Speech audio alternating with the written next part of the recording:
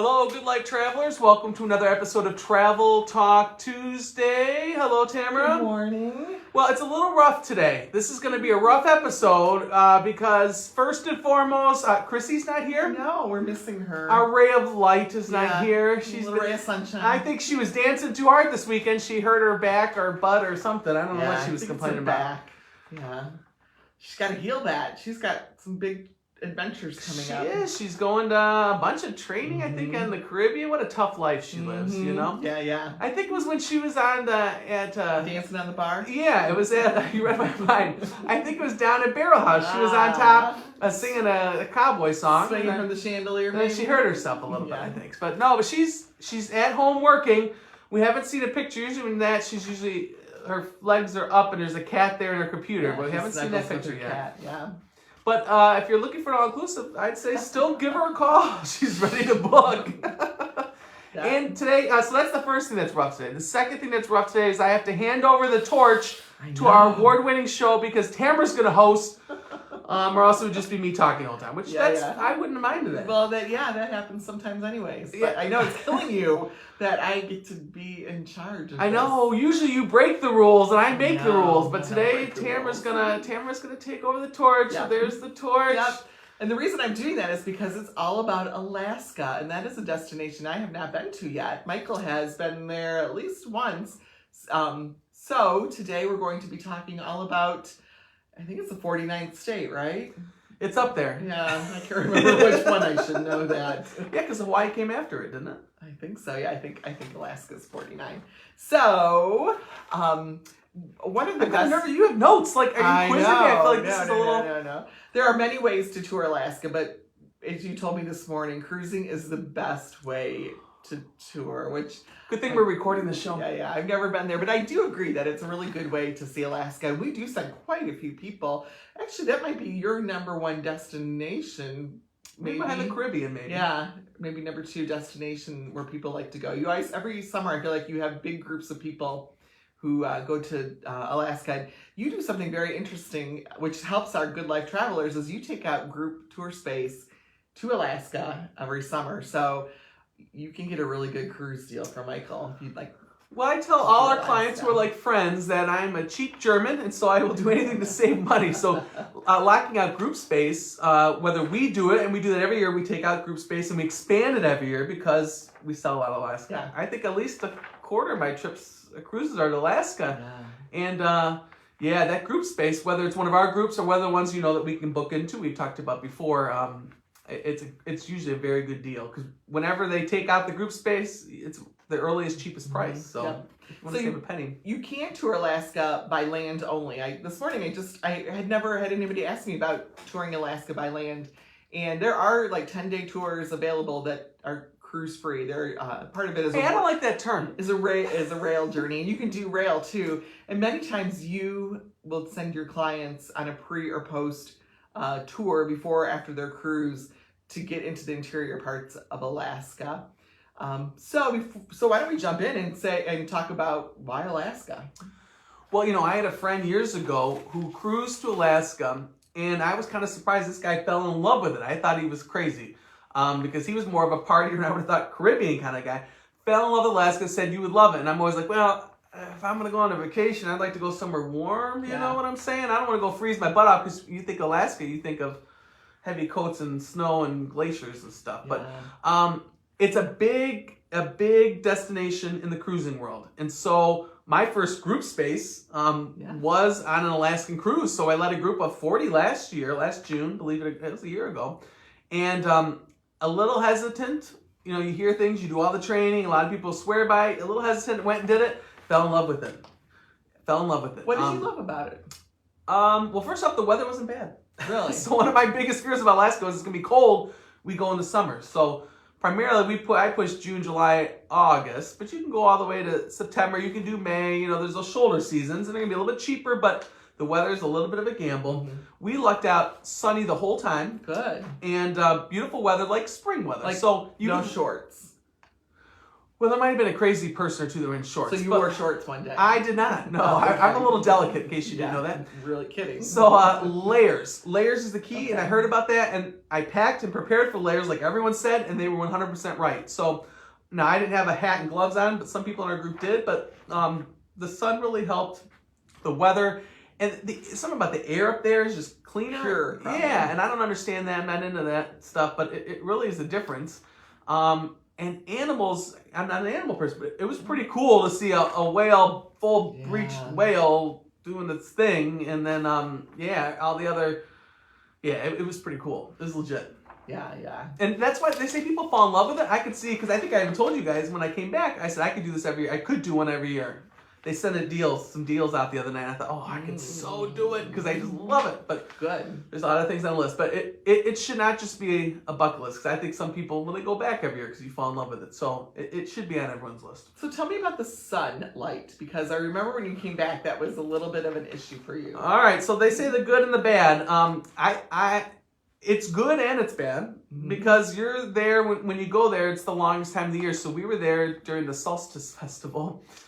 And so it's like the longest day of the year. So I think there's maybe 2 hours, they say, of darkness. But I remember waking up in the middle of the night during the darkness, and it was bright outside. So it's a unique experience. There's nothing to prepare for. The sun probably doesn't fully set. No, they say it does, but it doesn't. Glow, maybe. Yeah, you could still go out and function. But it is hard on your body. I'm going to be 100% honest. It is hard on your body. Just because, but it's also a unique experience. You're only doing it for a week or week and a half, maybe 2 weeks, depending how long you're gonna be up there, and it's worth it. So I'm gonna ask this on behalf of Chrissy, since she's not here. Since there is so much daylight, do the bars stay open later? Do they stay open till 5 a.m.? Since it's basically daylight? I would presume yes. But I'm going to tell you, we had action-packed days. You can kind of decide your own vacation, I kind of took advantage of every minute of the day. So by the end of the day, I was tired. I was ready to go to bed. So I would think so. No. Although, when our tour guy was dropping us off for the land portion in the hotel at 9 o'clock at night, some of the group went out to the breweries. Some of us, just had one drink in the bar and the lounge just because I'm I could, But our tour guy, who was young, mid-20s maybe, he was going out fishing with friends, salmon fishing. And he said, we'll be out for a couple hours still. So he's going to go home, change. So they were meeting at 10 o'clock at night. And they were going out for a couple hours fishing in daylight. I think that's good and bad. Yeah, it'd be hard to wind down, and we're so used to having darkness when we sleep. I think that'd be tough. But it was tough. But he was fine the next morning, because I remember thinking, well, how you doing, buddy? He was fine. So it wasn't shenanigans all night, I don't think. But he was fine. Cool. So, let me see here what you put on my list to ask you. You said give me questions. I said, okay, here's some questions. So why do so many people want to go there? I think because of the unknown. Okay. I think, how a lot of your clients want to travel because they want to explore, experience. And I think that's a part of the United States that's so different, so unique. We don't have glaciers floating by anywhere else. We don't have you have whales along the coast and stuff, but that or the opportunity so close to bears and moose, and it's very unspoiled.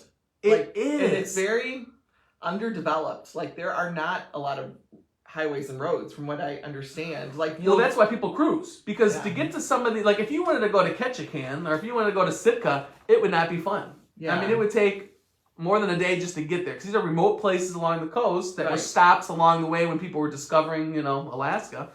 So they're remote locations, right? So and they haven't built the highways to get there yet. Way out of the And maybe they don't need to. No, I would have guessed that a lot of people travel by boat. Yeah, they need to keep it the way it is. That and those the water planes. Sure. Which some people in our group did.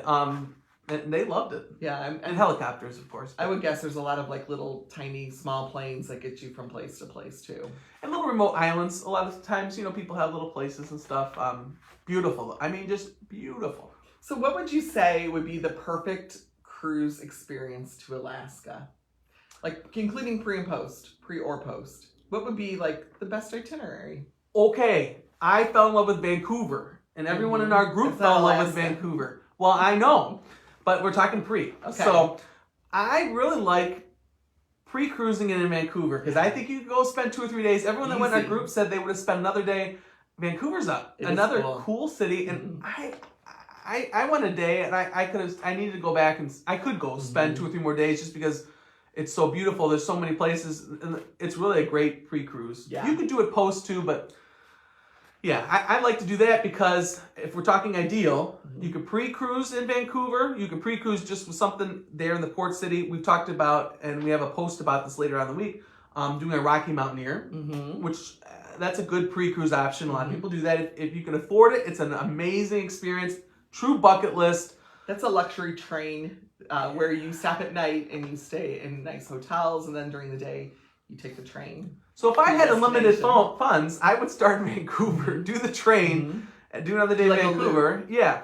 And then I'd start the cruise and go northbound. I like northbound. Some people like southbound. You have options. But northbound, you're cruising along the coast, doing all the stops that you need to do, And then I like ending, you usually end in Whittier or Anchorage. You can go further up, but those are kind of the 2 main primary ones. And those are outside Anchorage. So you kind of go in there, and then you do a land trip. And there's a lot of options on land trips, whether you do it through the cruise line that we can arrange for you, whether we find you one. There's train ones. There's other options. But then I would do a 3, 4, 5 night land one, because then you're going to get to see Denali, which is I needed a history lesson because I thought, where's McKinley? And McKinley turned to Denali, and but it's there's things you got to see and do, and you got to do some train rides along the way because trains are big in Alaska. So there's a couple ports that are good for trains, or going to Denali. There or back, you got to do a train, and almost all the cruise line post ones all have a train ride included. So whether it's a regular train or whether it's a glass dome train, they're pretty cool. I was never into trains till I got into this business, and I appreciate a good train ride. Those panoramic cars are really cool because you feel like you're totally exposed riding through nature. You've got those glass top above you.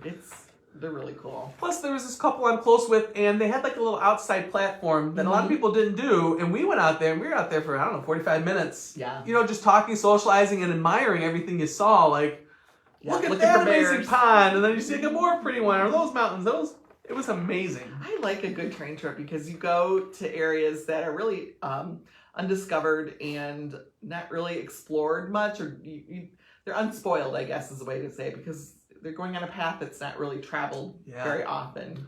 Like along the mountains and stuff, it's just pretty cool. I mean, that's the only way to get around some of those mountains. Yeah, some of those mountains. So when you were doing your group a couple of years ago, I found something very interesting about how you booked rooms.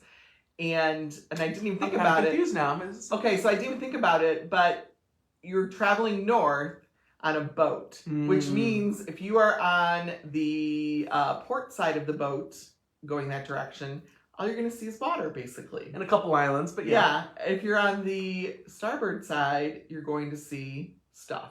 So it was very important for you to find the right side of the ship for our clients so they could especially if they had a balcony room or an ocean view room, to actually see things as you traveled north. So if you were going south, it'd be the opposite direction. But that's something that Michael, travel agent, travel advisor, helps our clients with, is really maximizing your viewing spot on the boat. Well, and that's a good selling point of why people book early for Alaska. So I think it is it 60 or 70% of Alaskan cruises are booked 10 months or further out, and that's industry-wide. And I think it's because it is a bucket list trip. It's not necessarily cheap. I mean, we can find cheap options, but it's not necessarily cheap because it's a bucket list once in a lifetime. And you want to get the best room, you want to get the best ship. And so there is an art to it. And I think people, is it the end of the world if you're on the opposite side? No. When you go, when you're on a cruise ship, you can go on the top deck, any of the public decks, and look out. When you're in the great glaciers, any of those bays or anything, the ship's going to spin. So it's not the end of the world. But if we're looking at ideals, and if you're going to spend, like, a cruise and a land trip is probably $10,000, $11,000, $12,000 for 2 people. For 2 people total. You kind of just want to make sure you get out you want to maximize every penny. So I would say, do it early and let's get you the most ideal room. Are you going to be miserable on the outside? Absolutely not. You're not going to be miserable, but there's tricks that'll make it even better. Right. So booking early. I mean, it's amazing. People are already calling now for 2025, but now is really the time. We've already taken out group space to really look at that. Yeah. But there are tips. You know, and that's for all cruises because some clients will say, do you pick the room or do I pick the room? And I say, you could pick it if you want. If not, I'll pick it as if it was for me or my family. So I'm going to avoid, you're not going to be below a pool. You're not going to be above the nightclub. You're not Or going to below the nightclub. Yeah. Yeah. I've done that before. You're not going to be on top of an elevator, but you're going to be near it so you don't have to hike. You know, so I mean, like, I believe there's an art to where you have your cruise cabin. You know, that takes, some knowledge, experience. I see you pull out your charts when you're ready to book a cabin. I'm a nerd, yeah. Well, it's helpful because then you can study it and kind of figure out where the best cabin is. Well, and then some people really want to pick their own, and that's fine. And they'll ask, well, is this a good one? And I'll say, well, here's the drawbacks, here's the pro. You know, we can go back. I'll do as much or as little as you want on that. But if not, I'll pick it for you and get you a good one.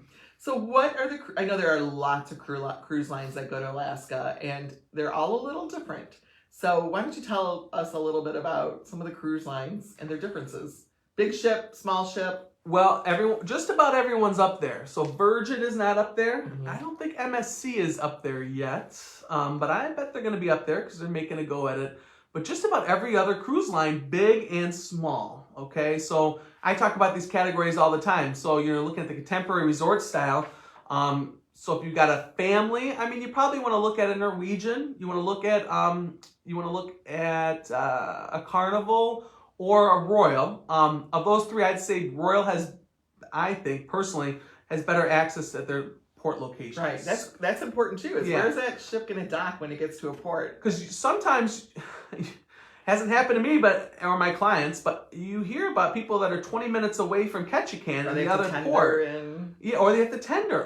Some of our ports, we were going parallel to a Viking ship, which was significantly more expensive than our ship.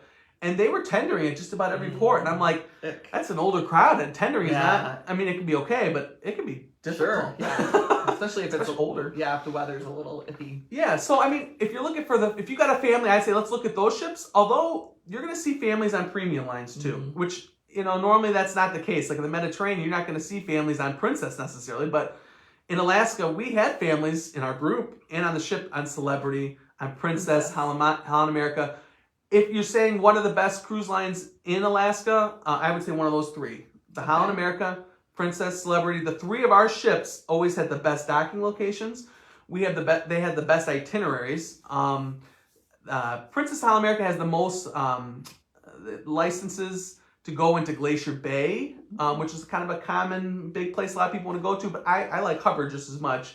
Those are kind of the big ones you want to hit. But so those three kind of the big ones. So they've been doing it the longest. Holland America and Princess have been doing it the longest, but Celebrity's kind of snuck in there. Those three are really the best, I think. Premium. Then if you look at luxury, all of them have it. So the Seabourns, the Regent, Ponant's got it. All those ones do. Yeah. There's also Four Seasons. Do they have it? They're not up there yet. Okay. Nope. Too small, and I don't know if they'll ever get up there, but that's just my own theory. Then there's these smaller lines that are like uncruise, which is really like a more adventure. So your room's not going to be anything special, but if you want unique kind of ports, more of an adventure, probably a younger person, I'd say. If you're really into that extreme stuff, I think Uncruise has got a great product. I've read about them. And then there's another small one, our American Cruise Line that we talk about a lot, and they kind of have unique little itineraries. There's just off the beaten path. So most people want I don't want to say generic because it's not generic, the main Alaskan experience that everyone talks about and sees, and which is phenomenal and everyone should do. But if you're going a second time, maybe you do, or if you're a unique traveler, maybe you try one of these ones that are a little bit different, you know? Smaller ships can get into tighter spaces, so they can give you a different experience, kind of away from the crowds maybe, that may be in Glacier Bay or Hubbard Bay. Or if you're like a big fisher person, like, and you want to fish just about in every port, there's people like doing that, I would look at one of those smaller ones, because it's going to be a lot easier and probably cheaper to get some, charters from those unique little places. Right. So on a cruise, you obviously go from place to place, but during the day, you do excursions and activities. So what kinds of things do our clients do? This is where I'm going to toot my own horn and say why you should use a travel agent. Now, you don't have to use our services when it comes to excursions and that, but we're there to kind of help you along the way. Whether it's from firsthand experiences, training, from just hearing things in the industry, you kind of learn what each port's good at. So there's certain ports that I say are better for whale watching than others. There's some that are better for cultural kind of stuff. So when you have a conversation, then we can kind of say, it usually begins with, how do you want an excursionary report or not? So some people don't want one every report, so we kind of start with there. And I say, if you're thinking whale watching, here's where you want to look at. If you want culture, there's some ports, like I personally think Ketchikan and Juneau are great ports just to get off and walk around. And more so in Juneau, you can get a feel for the local people because you're right there in the capital, and it doesn't feel as touristy when you go 1 or 2 blocks in. Okay. So you feel like a big city for Alaska, but you find the cool things there, the local bars, the local shop. I mean, it's a great experience to just go out and explore. So that's where we kind of tailor with you. So if you're going to do Alaska, I tell everyone whale watching, I think, is a must-do. And there's certain points that I personally would say, do it here. You're going to have a great experience. There's people like the cultural stuff, whether you like the totem poles things. It's huge up there to see the totem poles. There's like heritage cultural kind of excursions where you meet with some of the native people and stuff. There's that kind of cool stuff. There's a great food tour I love in Juneau, a good food tour. There's some... I remember you brought something back for us. Was it juniper? Okay, so there's a lot of hunters and foragers up there, and so like with juniper, they make different stuff with the juniper, like jelly and stuff. Yeah, I think that's what you brought back. And then the seaweed too, they make. Yeah, they have a name for it because of the K, and they make a lot of stuff with that. So yeah. So there's all kind. Then there's extreme excursions for people that like zip lining. There's glacier ones, hiking stuff. So I mean, there's literally probably paragliding. I'm guessing. I don't remember seeing that, but there's helicopters. There's the ATV. dog slides. Yeah. So it really depends on how much you want to spend, what you're interested in. I'm not an adventurous person, so I kind of found there's excursions for me. There's people that like extreme adventures, and there's stuff for them. And then whether you want to do an excursion every port or not at all, we can kind of help you navigate that as well. Do you know what I would like to do? Gold panning. I think that would be fun.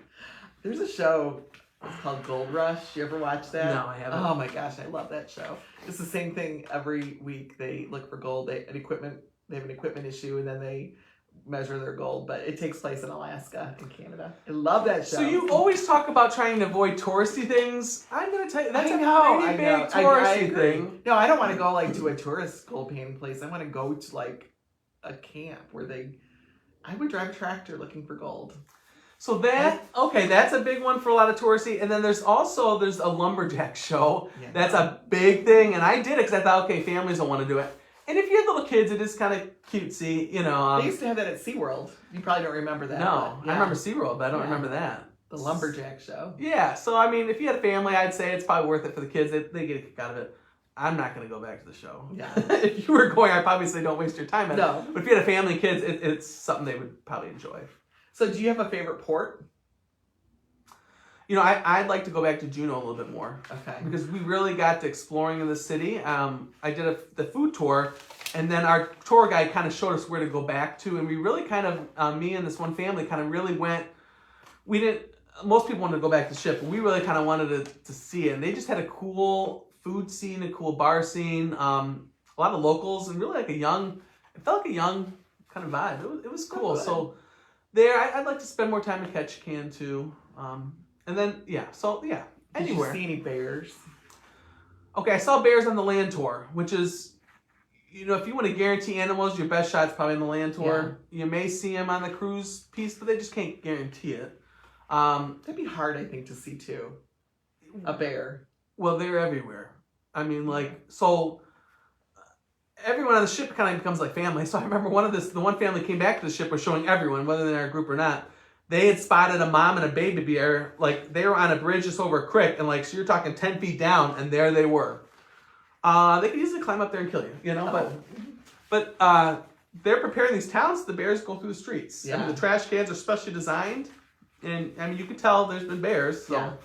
I remember being in Washington State, which that's not Alaska, but walking on a hike, going down to a river and seeing all sorts of bear prints in the mud and thinking, we've got little kids here. I probably should get out because it's not safe for them to be around.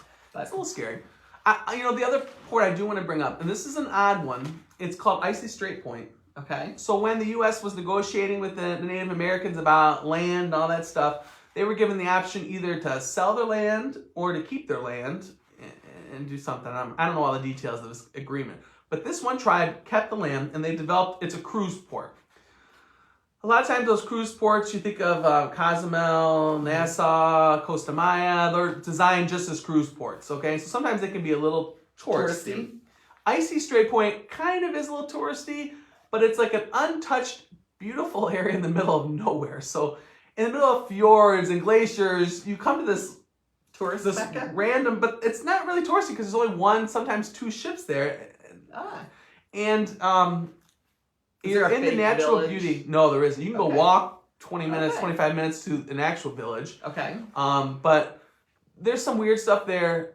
I like the whale watching there because you are in like such a remote, cool area that it is an amazing area for whale watching. I love whale watching. Oh, so much fun. They're so magnificent. They're huge. But they also have like, they've done some touristing. They still got like one of those large zip line things and then a thing up there, a gondola up. And there's trails and stuff, but, you know, there's bears up there. So you can have a real life experience, I guess, up there. And then they just have like just a little for fishing. It used to be a fish hatchery kind of area. And a great crab shack with wonderful crab. And well, I did the whale thing. And then I think I told my group, hey, if you want, stop in this crab shack place. I showed in like half this bar was people from our group either drinking the Bloody Marys with crab pieces coming out or eating crab meals. So it was a great little stop. And that was one of the few places there. But they had a lot of cultural stuff too, if you want to learn about the tribes and stuff, because some of the people in the group did that and found it fascinating too. Cool. A little cookie class, I think, with one of the matriarchs of the tribe. That'd be fun. Yeah. So what if one of our clients or Good Life Travelers has a group that they'd like to take to Alaska on a cruise?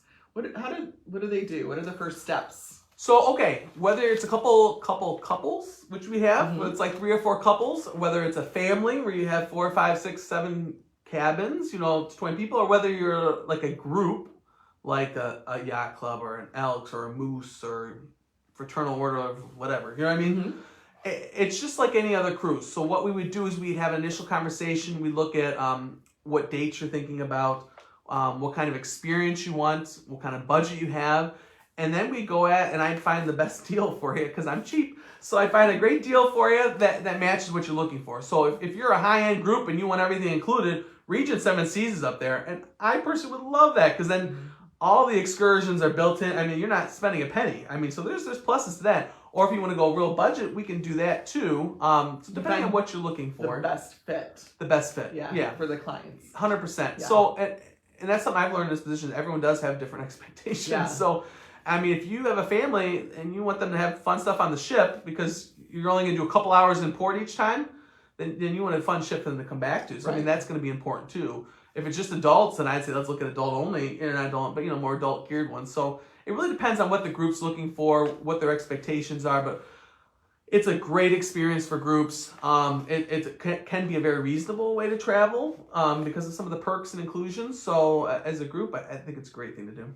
So as far as the port where you leave from, what are the options? Are there any U.S.-based ports that skip Canada and go all the way up to Alaska? And the reason I'm asking this is because there are sometimes people that can't stop in Canada. Yeah. And so technically, if you have a DUI, you're not allowed in Canada. Unless you get it taken off. Yeah. Through a process. That costs a lot of money. Yeah. So I know a lot of people think that's kind of a joke, but it's really not. And it kind of went dormant. It's been a law for a long time. It's kind of went dormant and they weren't really enforcing it. But then they upped the DUI crime in Canada. So now they're taking it a lot more seriously. So it's not something I like to joke about because you can really buy a cruise, show up, and if you have a DUI in your past, they could refuse you to entry and you're not going to experience the cruise. So, and the U.S. TSA shares information with Canada's the FBI, everyone shares information. Yeah. So if you have a DUI in the past, there is alternatives where you look at like an uncruise or you look at American Cruise Lines. You're going to spend a little bit more. That's just the reality of it. But they have itineraries that you won't stop in Canada. So it is possible to do that. Anywhere else, you have to stop in Canada because of maritime laws. So whether you start, there's a couple different home ports. You're going to start north at Seward and Whittier and work your way down. And you're going to stop at Canada or end in Canada. Or you're going to start south and work your way up. They start all the way down in San Francisco. You can start cruises. Oh, wow. Big ones are Seattle, Seattle has a lot of round trip cruises. So that's another thing. If you're not doing a land, I'd say look at round trip because it's easier to fly in and out of. Then comes Vancouver and Victoria are big cruise ports to start out of. So more so Vancouver than Victoria. But so that gets where you're checking off. You have to be on foreign land because all of our ships, except very few, are registered as foreign ships. So they have to touch another foreign country. It's all this maritime law. Yeah. That's why you use us because A little complicated. I know all those weird rules. But again, if you have the DUI, that does intimidate some people. But there's alternatives. They're just going to be, it's a little bit just more. Just be aware, yeah. And if you wanted to risk it, you wouldn't know until you got to your border control in Canada. Well, I did have a couple that somehow knew someone in law enforcement and had a background check, and theirs was from like 40 years, and it had been removed. Oh, good. So, but this is where, again, I tell people, I can't guarantee you're going to get on there. I want you to be, this is why I use this, we're open and honest. I'm going to tell you, technically, you can't. So, if you feel comfortable and you want to take that risk. That's on you. We're not giving advice. Yeah, I really, you probably need to look at one of the other options. Just because of something to be aware of. Yeah. Hate to be a downer on that. It is a downer though, because they didn't enforce it all these years, and now they are. And I mean, it's not just for cruises. It's there's bands like that went up to perform. Zach Brown band, a couple of years ago. Yeah, couldn't get one. Like they had performed regularly in Canada, and then they went one time and they couldn't get one of their band members in, so they canceled the tour or the concert.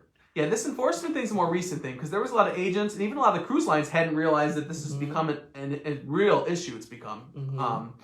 So how many days do you need for a good Alaskan cruise inland tour? Are we talking 2 weeks? Minimum of the cruise is 7 days. Okay. They have cruises up to 14. And I mean, it's up to you. I think that's a long time on a ship because you want to see some of the land if you're going to spend that much time. So I'd say at least 7 days. On the ship, I'd say at least minimum 1 day pre-cruise because you want to count for air. So you're talking 8 nights there, and then if you want to do land and stuff, I mean, I think you want to do at least 3 nights land. Yeah, 2 is not enough because if you're doing land, you want to get up to Denali, you want to be up there, you want to experience Denali, the area. So minimum 3 nights for a post or a pre, depending on how you do that. So is Alaska something that somebody can DIY, or do you really need to have an expert help book your hotels and plan your itinerary and your activities? I've never been there, so I don't know. You have, so I feel like it's a lot more of a gamble if you do it yourself. DIY. There's probably not like there's no chain hotels in remote areas. So well, in Anchorage there are some, but even in Vancouver, I mean. The good hotels for pre-cruise are not named hotels. There's a few that are, but I mean, you really got to know what's there and what's good. You know what I mean? So, especially if you want to be like, regular cruise ports in Vancouver is an awesome area that you want to walk around and experience. It's beautiful. And everyone loved just walking along the water and you see all the islands and it's like a postcard. You want to be there because some of the people in our group wanted to save a few bucks and so they were further away. By the airport. And they all said, oh, we wish we would have spent more money. And so if anyone comes to me, I say, listen, here's the reality. I can get you a cheaper hotel, but everyone that did that wishes they would have. I mean, you see the pictures and you're like, I should have spent another $50, $75 and been right in the heart of it all. So you can DIY, but I think it's a little more risky. I think it's more risky on the ship, on your location of your room, on what's included. I think it's riskier on excursions. So not all my clients ask questions about excursions. And they do fine. They have a great time. But I think it can be a little bit of a gamble if you're not saying, what do you running that by someone. What do you think about this? Or doing research because there are ports that you want to do things in and there's some you don't want to do things in. So I think that's, I mean, there's no extra cost to use this at this point. So I'd say, why not bounce the ideas off and book through us? Right. Yeah. So if a client was looking at cruises themselves, they were probably going to find the same price that you're going to find for them. Or more. Yeah, or more. But you often find onboard credit or a group space that they can book into that gives them a significant savings. So if you're thinking Alaska cruise, reach out to Michael and see what he can do for you before you continue on with your research because we can help you out significantly at no extra cost to you. Yeah, all those resources I think really what makes it too. Because we had a client that you booked a trip for and she had already booked a cruise before she came in familiarity with our organization. She said, oh, I wish I would have known you guys. I would have booked you. But we met and talked about Alaska, and she even said how much more it helped her trip. So Oh, yeah. having that resource, using our digital itinerary, it's a free app or PDF. I load it with so much stuff everywhere, everything from where you should stand when you're in glacier, when you're viewing glaciers. Here's where you need to be on the ship. To here's my favorite place for a little crab snack or a soup. Or that resource really, I think, is extremely beneficial because there's a lot of tips and tricks in it. Right. And I keep loading it. I have a million more ideas for Alaska that I want to load in. Seamless itinerary. I love them. I make them for when I travel. Oh, me too. Yeah, I 100%. Just look and see like where I have to be and what I have to do, and I attach all the itineraries. I know you do, or the vouchers. I know you do that too. It makes it very, very easy. Yeah, when I took my mom on that one, the Caribbean one, I made one for her, and she would ask me questions. I said, Mother, it's in your itinerary. So I should have known you'd have it all done. I'm like, yes, Mother. You were her personal guide. Yes. Anything else you want to add to our Alaska conversation, and then I'll hand the reins back over? No, I want to go now. I should have jumped on one of those cheap tickets because just talking about it makes me want to go. There's so many amazing, beautiful places in the world, and I know Alaska is on a lot of people's bucket list to go. So, and doing it with friends, I think, is a great. Yeah. I mean, sitting around the evening with people either you met in our group or you met on the ship or that you went with, it was a lot of fun. Yeah, I'm sure. Yeah. All right, Michael, I'm handing it back over. Okay. So I'm ready for Alaska if you're ready for Alaska. But again, now's the time to start having the conversations for 2025. There's a few spots for 2024, mostly inside rooms. So don't have the sunlight peeking through it in the morning. So if you want it really cheap, I mean, we probably could find you a really cheap inside room this year. But just go. Yeah. Good. Tamara, let's switch to TGLT. I know you've been busy booking. I think you've been a crazy month. This has been, I think, your highest month ever. Yeah, probably. So, any interesting bookings you want to share? Oh my gosh, I can't even think about all the bookings. Germany has been so strong the past few weeks. So I love booking Germany, so that's been fun.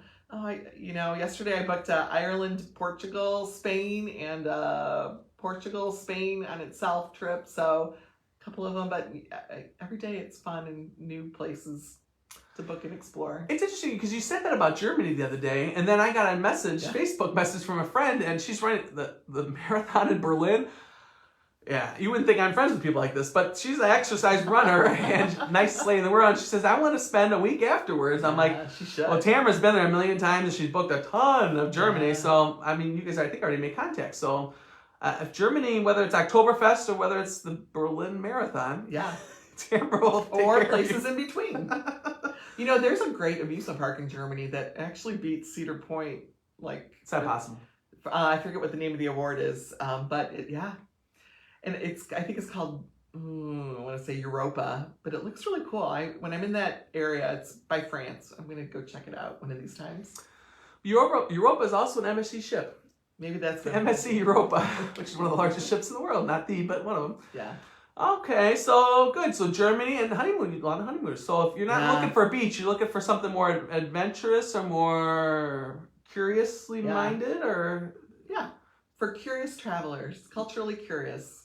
That's how I. Well, one of the couples, and we're probably over on time, and I apologize, but I think one of the couples, weren't they having like a photo shoot in Italy? And I remember thinking that sounded like an awesome honeymoon idea. We were in on the Amalfi Coast. We're still working on that, but the question was, would they like a prop boat or a prop vintage car to be part of their photo shoot? So those are the little special things that we can look for and add to your itinerary. There's something like that in Santorini. I don't know if you've seen pictures on Instagram, social media, where a lady will be in one of these beautiful long dresses, and they're on top of those white dome buildings that you see in pictures, and they take these photos. I first saw Captain Kate from Celebrity on her feed had that, and I'm like, that's pretty cool. I mean, I'm not going to do that, obviously, but But I mean, like, if you want unique photo shoots, we send people to some pretty cool places. So when I was in Santorini, I saw a number of those flying dress photo shoots. Do they must rent those dresses then too? Yes, they do. Yeah, they rent those dresses, and then All right, so unique experiences. Maybe I should do one and use it for my profile pic, or that would be good. I think I'm not a flying dress girl. Make sure the color matches our logo. Yeah. Okay. I'm trying to think it's just been busy, group work and stuff like that, and servicing a lot. We've got a lot of our Alaskan groups are starting to come up, so we got to make sure they're all buttoned up and ready to go. And I think that's everything. Groups coming up. Well, a couple things. I got announcements. May 7th, if you want to learn about river cruising, we kind of have a crash course on river cruising. You've done it and loved it. I've done it and loved it. So we have a crash course on river cruising, what it is, where to go, what to see.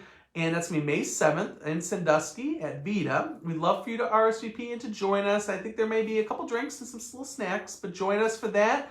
And they're looking at some amazing itineraries too. So our friend Wendy from Ama Waterways will be joining us and giving that. So a free, fun evening.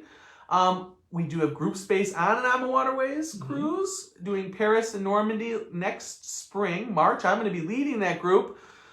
So it's going to be a lot of fun. I'm very excited. I've never been to Normandy, and I've been to Paris, but not, off the beaten path. So I'm kind of excited for that. And then there's a pre-cruise option that Tamara and I are going to plot some fun, unique experiences in. So stay tuned for that. So if you're thinking about wanting to go Paris, this would be a great way to see it and experience it next spring. And Alaska groups and Hawaii group for December. We've got a number of couples that are going and celebrating their anniversaries. Yeah. Big at 40th, the 50th. I feel like some other random numbers, but a lot of anniversaries going to be in Hawaii on that cruise. I'm going to try to find a place, I think, for them to renew their vows. Somewhere fun, sweet. Romantic. Yeah, or at least a champagne toast or something. Yeah, great couples, too. And I think they all kind of a little bit know each other somehow. So good. It'll be a fun trip for them. So even if you're not celebrating an anniversary, even if you're going solo, we can get you on a great cruise to Hawaii for December, right at the beginning. So you're back in time for plenty of time for Christmas, but get some warm weather before the cold. Plus, there's that song, Melakalikimaka, that's about Christmas in Hawaii. We should have them make a video while they're there. I know. I bet they would do it. There's some fun people in this group, so. All right, so I think that's everything, unless you have anything else. No, Tamara, ready to go back to work. We need to book your trip to Alaska, I think. I think it's time. I got enough on my plate right now. Places to go.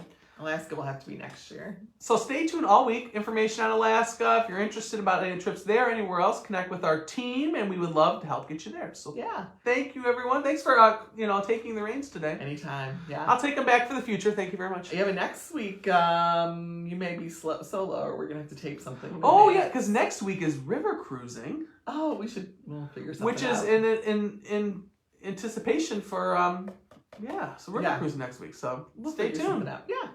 Thank you, everyone, for watching. We'll see you next time. Bye-bye. Have a good one.